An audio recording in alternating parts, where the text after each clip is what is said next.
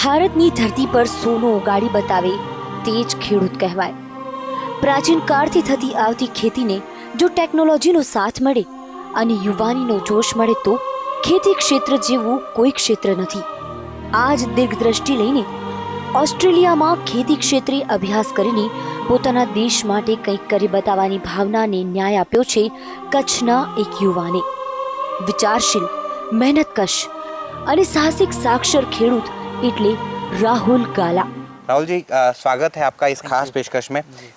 सबसे पहले थोड़ा सा बैकग्राउंड में जाएंगे कि आप जब यहाँ से ऑस्ट्रेलिया गए थे तो आपने सोचा था कि वापस आके आप फार्मिंग बिजनेस में आएंगे? ऑस्ट्रेलिया गया तो ये एम से ही गया था कि वापस आना है और फार्मिंग में अपनी कंट्री को कुछ देना है. My father was a great icon.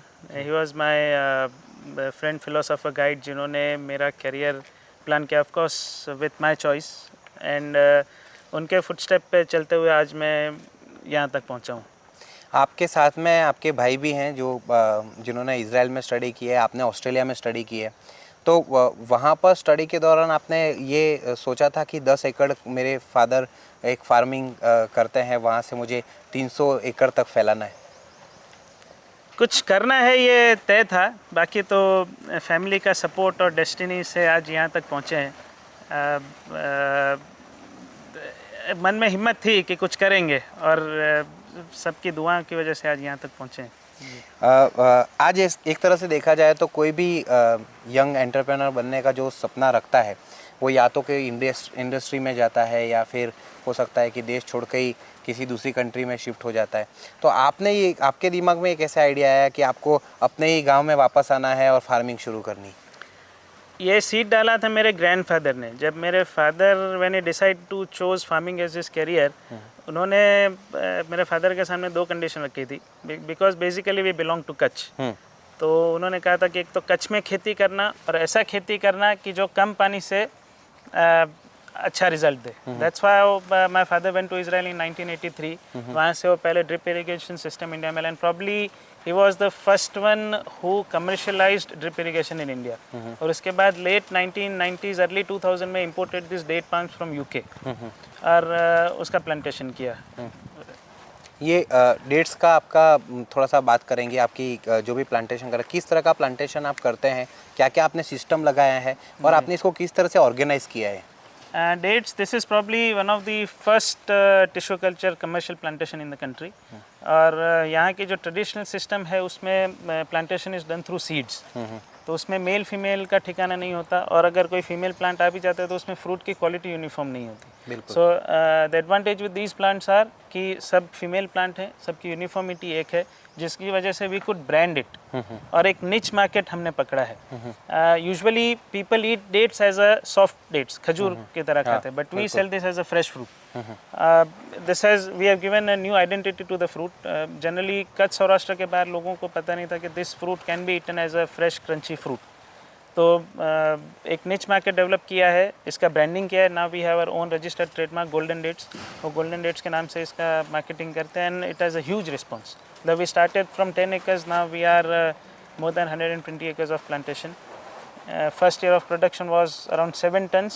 This year we are expecting more than 400 tons, and we are confident that we will be able to sell it comfortably. Rahul ji, एक और बात हम जानना चाहेंगे कि आपका ये आपने बताया था कि डेट्स आपके एक्सपोर्ट करते हैं आप, तो आपने कैसे सबसे पहले मार्केटिंग इसकी स्टार्ट की कि आप एक्सपोर्ट में जाएंगे, और एक्सपोर्ट कैसे स्टार्ट किया आपने?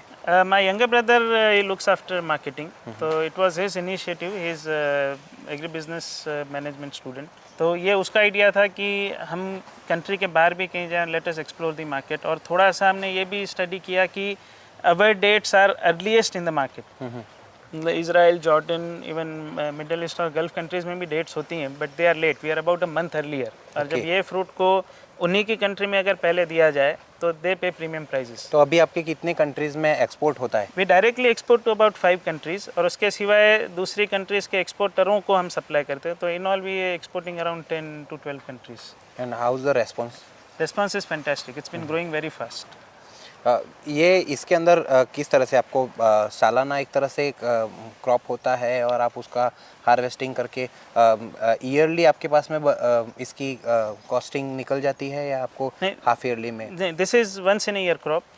Flowering starts from around February and harvesting starts around mid of July. तो mid of July से लेके mid to end of August तक इसका harvesting होता है. And being perishable fruit, we cannot store it for very long.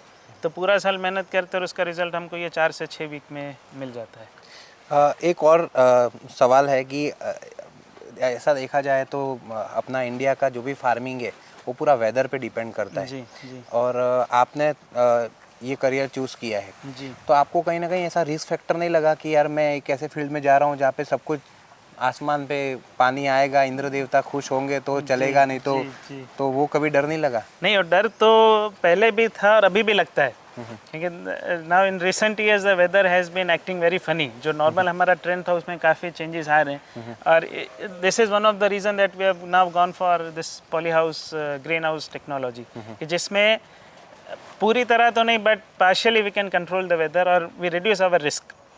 और उसके सिवाय डेट में भी हमने कुछ अपनी टेक्निक्स इम्प्लीमेंट की हैं जिससे कि हम जितना मैक्सिमम हमारे फ्रूट को बचा सकें, वो कोशिश कर रहे हैं। ग्रीन हाउस आपका किस तरह से वर्क करता है? Green house are mainly for off-season fruits and vegetables and exotic vegetables, which has its own premium market, and these are sold as residue-free. We won't say organic, but residue-free fruit या vegetable की तरह बेचते हैं। और दूसरा advantage है कि we are able to get off-season production. जैसे अभी आप ये healthy plants of musk melon देख रहे हैं, जो नॉर्मली ये सीज़न में ओपन में किसी फार्मर के लिए पॉसिबल नहीं है रेंज की वजह से, बट ये हम कर रहे हैं और इसका हार्वेस्टिंग लगभग श्रावण महीने में होगा। तो इसका जब इसकी डिमांड बहुत ज़्यादा होगी, उपवास करेंगे लोग, उस टाइम पे आपका ये ज़्यादा बिकेगा। जी जी।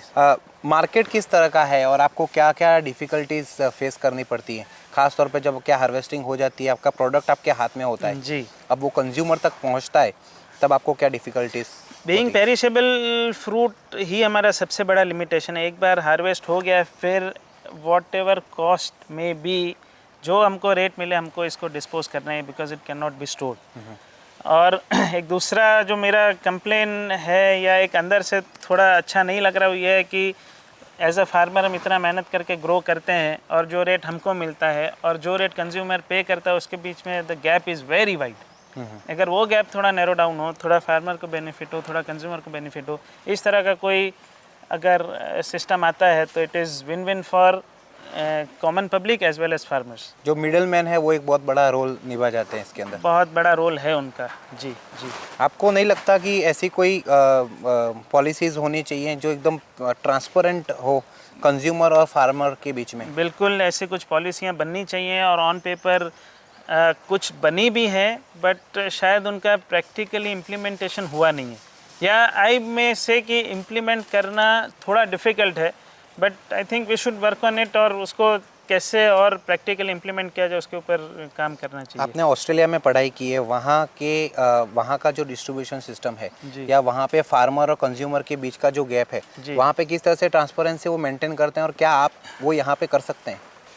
देखिए, वहाँ पे फार्मर को एटलीस्ट ये पता है कि जो भी मैं प्रोड्यूस करूँगा वो मेरा ये रेट में बिक जाएगा। May be not 100% but at least 80, 85, 90% को श्योरिटी है कि इतना पैसा तो मुझको मिलेगा। जो कि हमारे यहाँ पे वो फार्मर के हाथ में एक्चुअल जब तक पैसा नहीं आता, फार्मर डजंट नो कि उसको क्या मिलेगा। तो ये सबसे बड़ा डिफरेंस है। दूसरा है कि government support is very high, not in the sense of subsidy, but जो टेक्निकल सपोर्ट मिलना चाहिए फार्मर को, जो यहाँ पे अपने यहाँ इंडिया में I think is lacking like anything. What I have seen in Israel is if you are a good manager you can be a good farmer, क्योंकि वहाँ के extension officer are so knowledgeable और extension work इतना massively होता है कि अगर आपके पास लैंड है और आपसे गवर्नमेंट को बोल दो कि मैं ये ग्रो करना चाहता हूँ, from day 1 they will start come and visit you, आपको रिकमेंडेशन देके जाएंगे, फर्टिलाइज़र वाले को फ़ोन कर देंगे, अपना फर्टिलाइज़र पहुंचा के जाएगा, पेस्टिसाइड वाला पेस्टिसाइड देके जाएगा, स्प्रे करके जाएगा। So everything is followed. अगर उन्होंने जितना एडवाइस किया उतना भी अगर फार्मर नीटली फॉलो करेगा, इज़ अ सक्सेसफुल फार्मर। जो यंग एंटरप्रेन्योर हैं जो एग्रीकल्चर बिजनेस में आना चाहते हैं, उनके लिए क्या मैसेज देंगे? Form a group and do marketing collectively.